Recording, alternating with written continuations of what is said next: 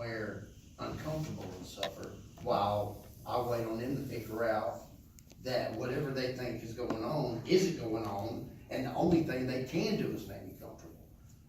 That usually takes about 6 hours for some reason. In other places. And so I can't, I can't really recall a specific instance where I've had, other than like the state doctor I went and seen, where I had a bad experience. I just consider most experiences with doctors and hospitals bad, except for here. That's the difference. It's just, you've got people and like you said, it just seems like they know they've got a better purpose than to just make money and make numbers. And then you meet these other doctors in these private practices, and that's all they seem to want to do is make money and make numbers. And they treat their patients as if they're on a production line. And it's like, okay, hurry up, figure it out, and get to the next one. And they just never take the time to really delve into just exactly what you're feeling, how you're uncomfortable, and what they can do to help. And that's where Emory's been a real positive experience. And like I said, if I was probably, anywhere within a 100-mile radius, I'd want to come to Emory. And that's just, and that's probably not going to be possible as I get on up in the years and stuff. But there's like I said, that was, you said,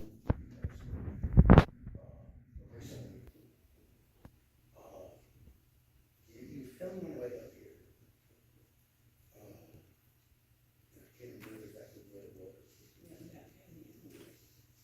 It might be. Somebody was named. Joyce, tell us your best course. Well, probably my personal worst I had already mentioned was going when we first got diagnosed, and actually the doctor I went to, our first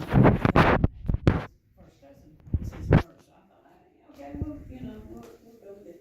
And his attitude was just like, nonchalant, so that didn't work out, so I moved on.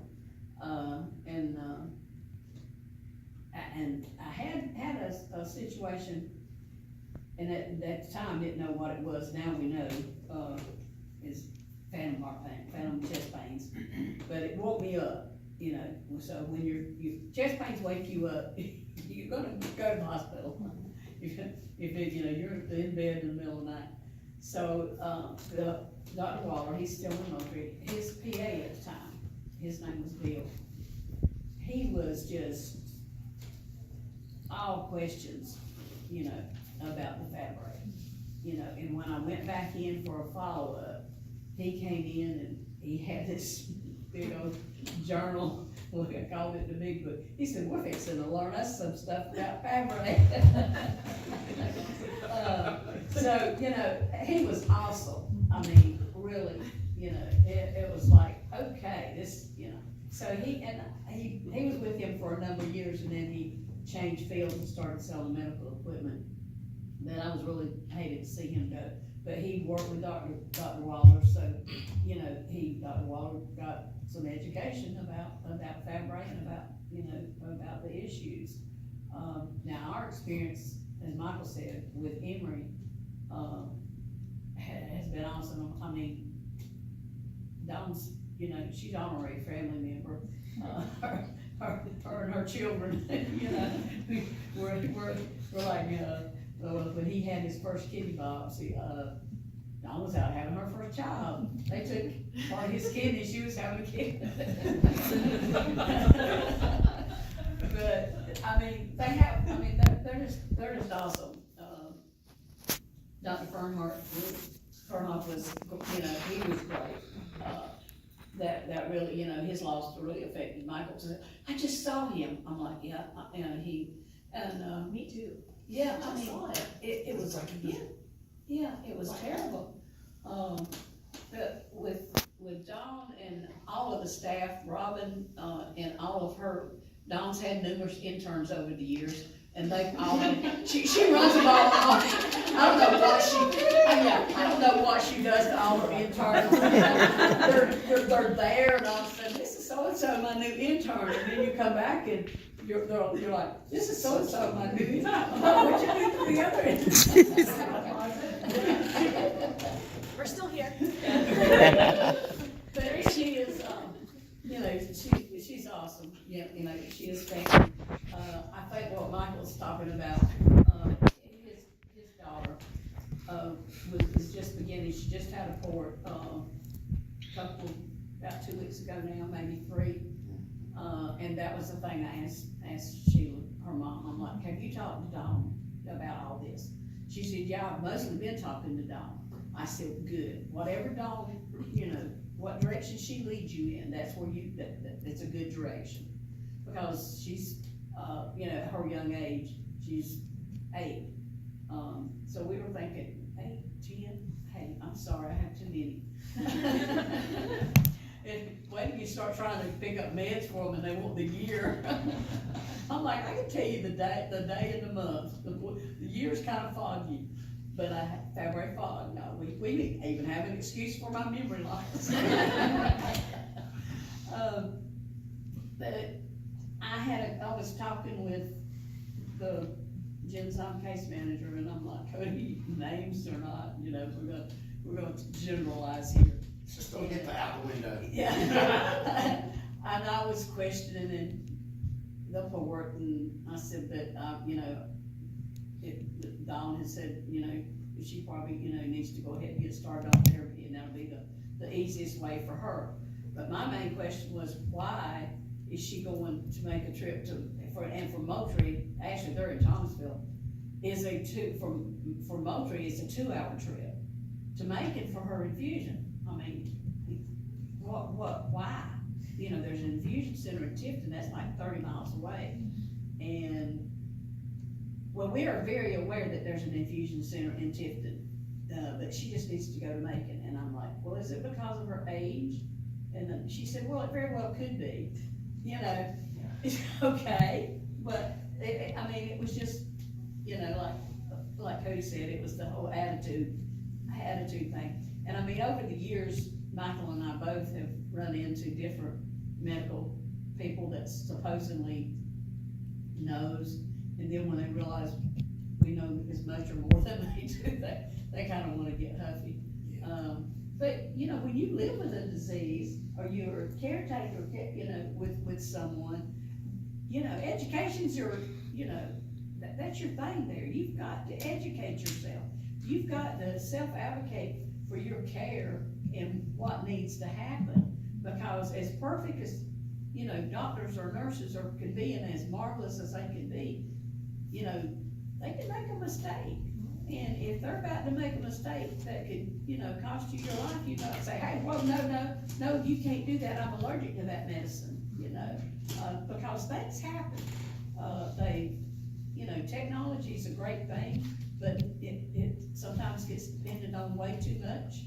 And that's where some mistakes have made. I've been a simple thing that, I mean, today the kids are being trained to key in the money you give them, and then they look at that thing and give them the change, and heaven help should they key in the wrong thing, because they're sitting there like, and you have to tell them how much change to give you back. It's like he said. It is, so it's terrible. It's like he said, with some doctors having a superiority complex, they go into this appointment with you, and they've already got in their head that they know more than you do about what's wrong with you, and they haven't even met you, much less, you know, read any of your file. And then when they step in and start asking questions, and then you start throwing medical terms at them, and I mean, it just seems like there's just some medical professionals that it upsets them. They're like, how dare you, common person, speak my language? And it's like, hey, sorry, I've been dealing with this for you know, I get 20 asked- some odd years. Yeah, I get asked a lot, am I in the medical profession? I'm like, no, just have to know a lot. I mean, it's a requirement of life when you have, you know, kids and grandkids that are dealing with issues. You just have to know. Well, it's like we're not in the medical profession, we kinda are a medical profession. And I think that, one of the things that as healthcare providers we need to do in medical school, in nursing school, and genetic counseling school, is remind people that you can prepare when you walk in that room, it may be a total thing. Actually, Morgan just said this the other day, like, she's like, whenever I go see, you know, patients who have this condition, I read all their stuff, and I'm like, I'm not quite sure, and then you walk in the room and it becomes clearer after you talk. Like, not like listen talk, not like you have to talk to the person communicate about it. And it's hard to be the medical professional, gone through all the training, and then somebody knows more than you, obviously, and you're like, I have to Google really fast. And, I think part of our job is to help doctors so they've got enough information not to be dangerous, but to take what you're saying and make sense of it. The primary care physicians need training on this stuff so bad. Have any of you ever been in a situation where, let's say you had to go to the ER, or you call an ambulance, but the minute you mention, I must go to this, the first mistake they make, so how long have you had muscular sclerosis? How long have you had MS? MD, let's start there. Then, once you say, I was diagnosed with Pompe's, what's that? And then all of a sudden, it's like, you get to the hospital, you get to the doctor, what's that? Oh, well, just do this or do that. But they say, do this or do that, and it'll be the wrong thing to do. Or they just give up on you. Yeah. You get to the ER, you tell them something like that, and they're like, do you have a living will? Are you upstairs? Like, have you even tried it? So, yeah. Let's get on to Robert and Tana. Yeah, so I think you told us a lot about one of your worst experiences, but I think you've got a lot of good experience. Yeah, I think that's what it is. I think inside the community is your best. I mean, we go to, you know, Dr. Kravis in Chicago, and she's seeing, you know, 20 other people with Pick. I mean, those are good experiences because they understand, they speak our language, and for Shannon, she can't communicate her needs at all. So because we live with her, we have to. So whenever we, you know, her biggest symptom is dementia, and they told us that, you know, we're treating the symptoms because it's not a cure for the disease. So our worst experience is the immediate care. You know, that's because, you know, you go in there, she's got a cold, and that guy, you know, and they don't want to listen. And so, like, just like y'all said, I mean, Shanna, because of her condition, she's not gonna call, so, her lung function is really important to us, and she's always congested, and we have a nebulizer and all that kind of stuff, and so Tammy gets berated because Shanna fights. You know, it's not like you say, put the nebulizer on and take your treatment. She doesn't. She literally fights for that. So Tammy every night sits by her bed and just tries to literally just follow her pace. If she's saying no, she's doing that. And to have doctors say, why are you even doing that? That doesn't have something good. Why are you wasting your time? You know, and so Tammy's trying to explain, well, she has dementia, she doesn't know what this is, you know, and so for us, it's just that, it's just the compassion, I kind of echoed it, it's the compassion that someone outside the norm of, you know, we're gonna treat you and give you antibiotics or whatever. Shanna can't communicate her needs, so Tammy really is the main one who's trying to be her advocate to somebody who doesn't have time to listen. Unless you're in the community. If you're in the community, then they understand, and they're already there to kind of go, okay, we understand. She chokes, you know, you have to get her little tiny bites, or she chokes. Or you can't give her cereal because it's liquid and a solid, and she's gonna choke. And they don't get that. Or like, would you make an elephant mask more than you make? Yeah, exactly, right. You know, useful things. But I will say, even from the beginning, Emory Genetics, when they diagnosed Shanna, and they actually called us, and, I mean, they were great, our oncologist, our PCP, you know, just so compassionate, that's the thing, they're so compassionate, I mean, that to me is huge in your attitude with that person. And we have learned to just laugh a lot because of Shannon's dementia, because, I mean, you know that you've been around somebody that has it, they will say some of the strangest things in front of people, and it comes out of their mouth, and you're like, oh my gosh, did you just call that guy? It's like, I think it was Larry the Cable Guy out loud. Lord. I mean, you know, she will do stuff like that. So the doctors and the nurses and everyone in there, when they just kind of go with the flow, when she goes and tells them something that's totally not true, you know, they just, it's just so nice when they just go, oh, okay, you know, instead of going, there's no way. And we've had people kind of do stuff like that, but for the most part, just, you know, that kind of thing, just being, you know, nice about it, compassionate about it, and listening to what we're saying, and don't just rush through. You want the, you know, that's what I hate, is when they don't even want to hear the whole story of what's happening, you know. But yeah, we've had some really great experiences. And if the doctors would go with it, don't, other than immediate care, because our PCP, I mean, she immediately sent us to everybody she could think of to try to figure this out. So that's always helpful too. If you don't know, just say, I don't know. You know, we've gone to the PCP, and they'll go, the first time they're like, I'm sorry, I have no idea anything about this disease, but I'm gonna learn about it, and the next time we went, they had learned about it. Exactly. And so that makes me feel better than somebody going, you know, pretending to know, they really didn't know what they were talking about, and it was obvious. Or if they don't know anything about it, it can't be that big of a deal. Yeah. You know, we've, you know, been there, it's like, well, if it was anything, you know, big or important or whatever, I'd be, you know, I heard something about it. That's like my, one of my doctors, just my general checkup. She was checking, and it was a new doctor, hadn't been, you know, hadn't seen me before.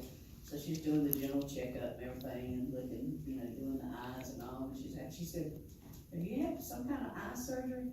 And I said, well, no, you know, had cataracts, you know, and she's like, seeing something. I said, or is it kind of like swirls? She says, yeah. She said, I said, that's the Fabry swirl. I said, that's from the Fabry. She says, well, they're pretty. Oh, gosh. I said, okay. But then there's like when I have Don gives me EKG, it turns out I've got left ventricle Don't say Hypertrophy. hypertrophy. Yeah.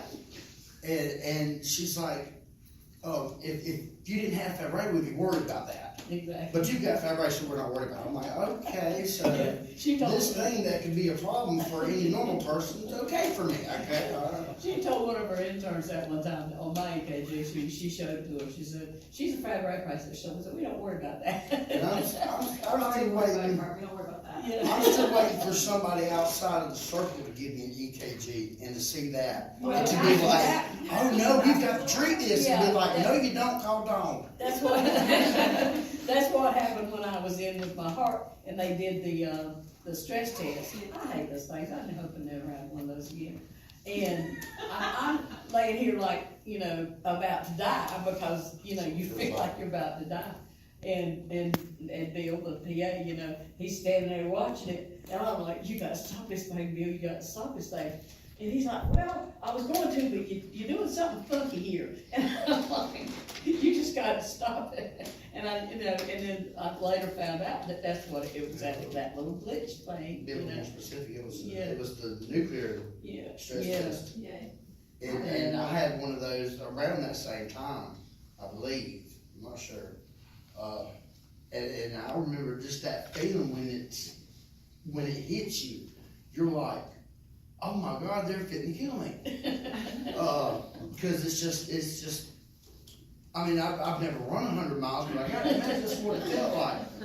And you get, and I don't know, I can't, you know, I can't speak to how it was affecting Mom, but I know how it affected me, and that was a good 30 minutes where I swore I was gonna die. But I'm like, well, I'm in the hospital, maybe, hopefully they can bring me back. But it's stuff like that's just scary if you going in not knowing. But if you know it, it's like, okay, I know I'm not gonna die. I feel this way because of the Fabry and my left ventricle or whatever, it'd be okay. So you have to kind of talk yourself down sometimes. And I do that a lot when I call them Fabry attacks. I also say it's my body attacking itself.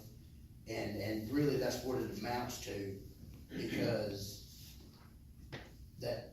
what we've come to call the sugary substance that builds up on our organs, the body doesn't like it, and it wants to get rid of it, it just don't have the means.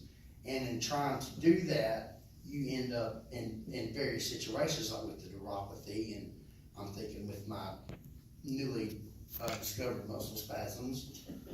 And it's just your body trying to work out like a matrix. It's your body trying to balance out the equation, and it can't do it, because we don't have that enzyme. And that's something else going into things like this. My mom will say we'll have a panel on lysosomal storage disorders. Well, I guess it's because I have Fabry, I tend to think, okay, we're gonna go and this is all, Fabry is all we're gonna talk about. And then, you know, then I sit next to people like Cody and just got Pompe disease. And it's kind of the same thing, but not really. Right, and then I feel like between hearing his stories and their stories, like the Fabry seems like the lightest of most of the lysosomal storage disorders, because I like to consider myself a fairly intelligent person. And growing up and trying to figure out what's wrong with me, that's a lot of stuff gets dismissed, because I try to be well spoken, and I retain knowledge of stuff that I just, most people wouldn't. And that throws people off. They're like, well, he's an intelligent person, there's nothing wrong with him. And then you got to go, you can't see my organs, because I like to explain to them, I'm 34 years old, but I've probably got the organs of a 60-year-old, because they're not being clean and flushed like they should be. Mr. Murphy, I'll have to cut you off. That's cool. But I think that's a really eloquent description of what is in what we call the invisible disease. The problem with helping people understand there's a lot going on, a whole lot more than you can see on the surface.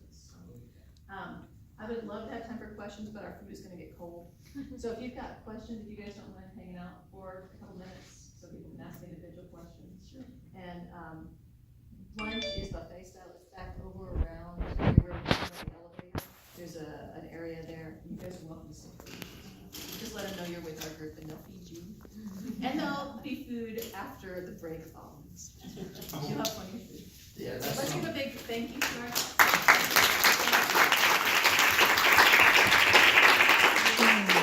Being so candid and really telling it like it is, because if we don't hear it, we can't do that. Exactly.